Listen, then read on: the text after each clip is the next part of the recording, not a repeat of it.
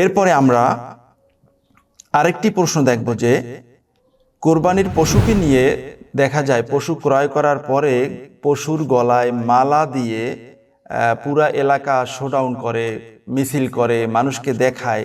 শরীয়তে এটা কতটুকু বৈধ? মূলত কোরবানি হবে আল্লাহ সুবহানাহু ওয়া তাআলার সন্তুষ্টির জন্য, এটা মানুষকে দেখানোর জন্য নয়। আর মানুষকে যেহেতু দেখানোর জন্য নয়, আর পশুর গলায় মালা দেওয়া বা এটা নিয়ে বিভিন্ন এলাকায় ঘোরানো, এটা কিন্তু মানুষকে দেখানোর জন্যই করে এবং নিজের নাম প্রকাশের জন্য করে। এজন্য এটা মোটেই উচিত নয়। ইখলাসের সাথে কোরবানি করতে হবে। আমি পশু যেটা আমার সামর্থ্যে ছিল সেটাই আমি ক্রয় করেছি। এটার গলায় মালা দিয়ে এলাকায় এরকম মানুষকে দেখানো এটা উচিত নয়, এটা এক প্রকার রিয়া। আবার এই ক্ষেত্রে অনেকে চালাকি করে, বলে যে আমি একটা এত বড় পশু ক্রয় করলাম, আমারটা দেখে যদি আরেকজনে উদ্বুদ্ধ হয়। হ্যাঁ, যদি আপনার চালাকি না হয়ে ইখলাসের সাথেই যদি এটা হয়ে থাকে, এটা বৈধ হতে পারে।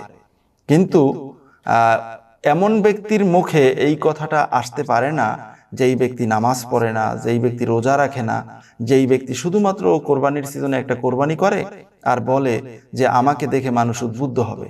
তাহলে তোমাকে দেখে মানুষ উদ্বুদ্ধ হবে, তুমি শুধু কোরবানির ক্ষেত্রে মানুষকে উদ্বুদ্ধ করতে চাও, নামাজের সময় তুমি কোথায় থাকো? নামাজ, রোজা ইত্যাদির ক্ষেত্রে কেন গাফেল? প্রশ্ন আসে। কিন্তু এজন্য মূলত এরকম না করাটাই উচিত। আশা করি বুঝতে পারছেন।